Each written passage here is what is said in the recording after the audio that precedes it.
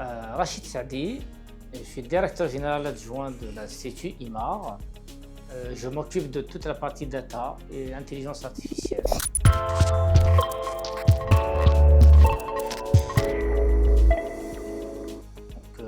Toute mon expérience a été construite autour de l'acquisition, de la valorisation des data à des fins business. C'est comment tirer des insights, aider à prendre des décisions sur la base des data. La société IMAR a été lancée en Algérie en 2001.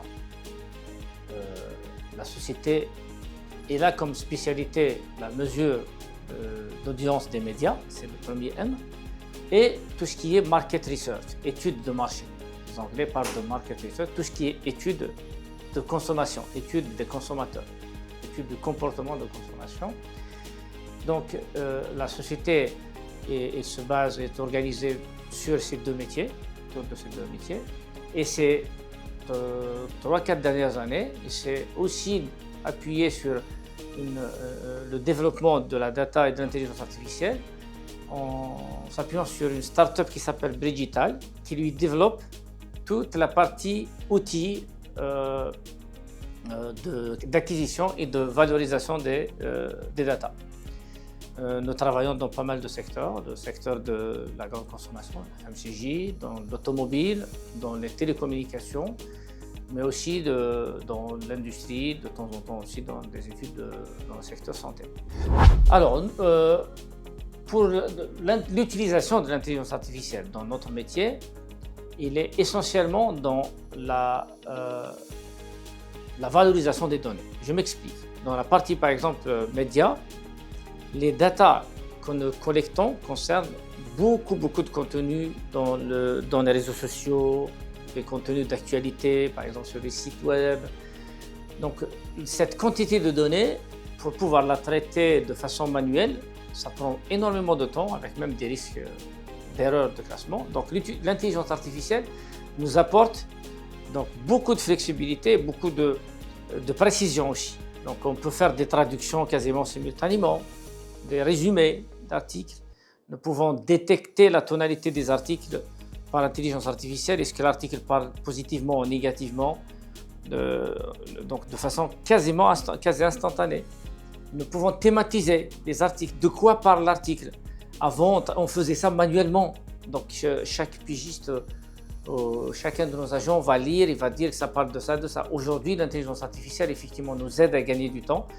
Et nos agents donc, peuvent contribuer à produire plus de contenu, plus de valeur, en contrôlant déjà le résultat de l'intelligence artificielle et aussi en traitant un volume de data beaucoup plus important. Sur le reste, c'est plutôt classique. Il y a l'acquisition de data, donc on récupère des data, essentiellement du web, mais aussi on fait aussi des scans, de récupération des données d'études en interrogeant des gens par téléphone ou en face à face ou online, et récupérer toutes ces datas qui sont parfois structurées, parfois non, parfois c'est des textes, des images, mais parfois juste des enregistrements informatiques, c'est beaucoup plus simple. Cette partie-là, il prend un pipe très basique. Donc le circuit de valorisation, il est plutôt classique. Acquisition, transformation, codage et valorisation, c'est-à-dire des rapports, data visualisation. Mais quand je reviens à la question de mesure d'audience, la mesure d'audience, elle reste encore classique. IMAR ne fait pas de mesure d'audience électronique jusqu'à présent, pour plusieurs raisons. Donc, je ne vais pas les étaler ici. La méthode, elle est ce qu'elle est. On fait du day after recall, on fait aussi des panels. C'est une méthode qui se base sur la mémorisation pour tout ce qui est day after recall. Quand on demande aux gens qu'est-ce qu'ils ont regardé la veille. Donc ça, effectivement, ça peut avoir un petit biais cognitif de mémorisation. Donc on se base sur les réponses des gens. Mais le panel, c'est un panel auto-administré. C'est la personne qui, au moment de la consommation média, est rempli le carnet. Vous allez me dire, bon, c'est pas ce qu'il y a de mieux, parce qu'il y a aujourd'hui des dispositifs électroniques, des mesures d'audience électronique qui sont appliquées dans d'autres marchés. Nous avons pris l'initiative de le faire il y a quelques années et ça n'a pas marché pour plusieurs raisons. D'abord, ça coûte cher, le dispositif coûte cher. Et puis, le marché n'est pas très organisé de point de vue que ce soit des instituts, des agences et même des annonceurs, pour pouvoir valoriser tout ça et mettre en place une mesure d'audience que tout le monde utilise. Donc, du coup, pour le moment, les conditions ne sont pas réunies pour faire une mesure d'audience électronique, mais la mesure d'audience que nous utilisons, elle est tout à fait défendable, quel que soit le manque de précision qu'il peut avoir. C'est des méthodes qui sont utilisées aussi dans pas mal de marchés. Donc, à défaut d'avoir mieux, c'est déjà pas mal. Je ne peux pas citer des noms de marques sans autorisation, mais j'ai des cas effectivement qui viennent à mon esprit de cas où les créations de la campagne n'a pas fait unanimité au départ. C'est-à-dire, ça a débouché sur une campagne massive, multicanal, sur tous les canaux, pas uniquement sur un canal, c'est tous les canaux, télé, presse, radio, digital. Et à un moment donné, les discussions n'étaient pas unanimes sur les choix, sur les messages. Et les études que nous avons faites derrière sur l'appréciation, sur la mémorisation et sur la performance des campagnes, ce clivage qui était au départ, qui paraissait comme étant on n'est pas sûr, ça va marcher, ça va pas marcher. Et ben les mesures montraient qu'il y avait une variable très intéressante, puisque j'avais travaillé personnellement sur ce projet, c'est que plus le consommateur est exposé au message, plus il le comprend, plus l'impact il a grandi. L'impact était de plus en plus important quand le client, enfin le consommateur final, est exposé à la publicité. C'est un cas très intéressant où, de premier abord, on peut voir que ce message ou cette campagne-là, ça ne performe pas. Et au final, il a bien performé. Donc, les ingrédients d'une bonne communication ou d'une campagne réussie, il faut au départ alimenter en data pour éviter les pièges, laisser quand même la création pleine d'imagination. On ne va pas la bloquer, mais il faut surtout éviter d'aller sur des terrains où ça va avoir des effets d'échec ou de négatifs. Et une fois qu'on fait, on analyse les retours donc par des dispositifs de bilan de campagne. Parfois, on les intègre aussi dans des dispositifs de vagues de brand health tracking, c'est des mesures de santé de la marque. Et on intègre un module publicitaire dedans qui nous restitue des métriques très intéressantes pour apprécier ce qu'il faut continuer, est-ce qu'il faut faire des adaptations nécessaires. J'espère avoir apporté durant cette journée ma humble expérience par rapport à ce qu'on a vécu dans notre société. Donc, pour éclairer quelles sont les best practices, comment réussir en amont la préparation d'une campagne, et qu'est-ce qu'il faut faire aussi, qu'est-ce qu'il faut mesurer après la campagne. Et surtout, j'insiste sur la nécessité d'accompagner la créativité par de la mesure. Il faut de la démarche analytique. On ne peut pas dire, bon, sinon, si on n'est pas libre, on ne va pas.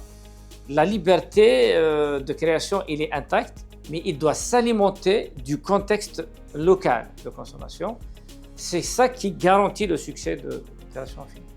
Quand on prend les algorithmes des grandes sociétés, Google, Meta et tout, ils nous exigent maintenant une certaine standardisation. C'est devenu une industrie, on est obligé de rentrer dedans pour que l'algorithme performe. Il faut une pratique. Donc déjà, ça limite un peu le moule de la création. Donc effectivement, l'algorithme aujourd'hui, quand on est dans le digital, il nous limite, mais ça avance. Les pratiques aussi changent auprès de ces grandes sociétés. Mais aujourd'hui, ce que je peux recommander, c'est d'avoir une vision plutôt 360. Aujourd'hui, avec la multiplication des touchpoints, la multiplication des contacts, on est tellement en contact sur les réseaux sociaux, sur l'actualité, sur la presse, sur la télé, la radio. Donc, cette multiplication de contacts exige de la marque de chercher le contact là où il est. Il ne peut pas se suffire de ciblage classique, socio-démo, je m'adresse aux femmes d'un certain âge ou des jeunes d'un certain âge, etc. On est obligé d'avoir une vision 360 et je cherche le contact où il est. Et la performance viendra en fait par objectif. En fait, on ne peut pas dire qu'on va performer tout le temps si on fait le mois prochain tant de retour sur les ventes, par exemple. Il faut articuler des campagnes de long terme, de création d'images, de création de visibilité, de création de considération dans le mental des consommateurs. Mais aussi, il faut aussi effectivement, donc effectivement, il faut varier. Donc il faut préciser pour chaque campagne des objectifs, des KPIs clairs.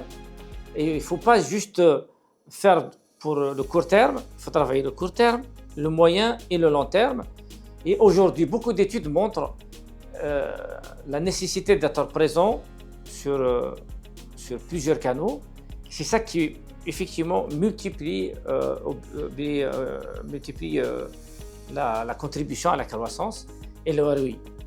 Maintenant, il peut y avoir des déclinaisons, il peut y avoir des optimisations par secteur, d'où la nécessité de consulter des professionnels aussi pour vous aider en utilisant de la data à trouver le meilleur media planning et le meilleur schéma pour réussir votre travail. Très bonne question. La notion, enfin c'est un peu humain. On veut performer à chaque coup et tout le temps, alors que si on a des ambitions de long terme, il faut construire dans le temps. Il faut être patient quand on est sur le long terme. Les objectifs de long terme ils sont différents. Donc, si on veut construire l'image à long terme, la construction des messages des compagnies est complètement différente des messages de court terme.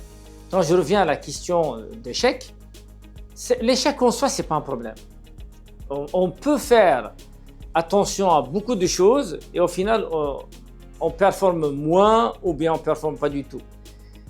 La recette, elle est dans la data. C'est-à-dire, si vous faites un échec et vous faites un retour d'expérience, vous savez pourquoi vous échouez, c'est déjà un bon retour d'expérience qui va vous permettre d'améliorer la prochaine fois. Le comble, c'est que si vous n'avez pas une démarche analytique qui vous dit vous avez échoué à cause de ça, donc vous pouvez répéter l'échec. C'est ça qui est dramatique. Mais faire un échec, je dirais normal, n'importe qui peut faire un échec. Mais justement, la démarche analytique, elle permet de limiter les échecs, de limiter le risque d'échec. Et surtout, si on a un échec auquel on n'a pas pensé, la prochaine fois, on intègre dans notre expertise, notre expérience, et on va éviter cet échec. Peut-être on pourrait avoir d'autres, mais au moins pas celui. Bon, tout d'abord, je remercie les organisateurs de m'avoir invité à cette édition. J'en suis très ravi et honoré de donner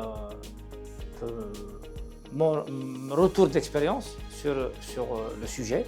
Et j'espère que la journée d'aujourd'hui, celle aussi de demain, va être plein aussi d'enseignements. Et j'espère aussi qu'il y ait beaucoup plus d'événements là où on aura des échanges entre la profession, des instituts de mesure, les agences et les annonceurs. C'est ce triptyque qui peut donner une certaine alchimie pour avoir des meilleures campagnes pour le marché.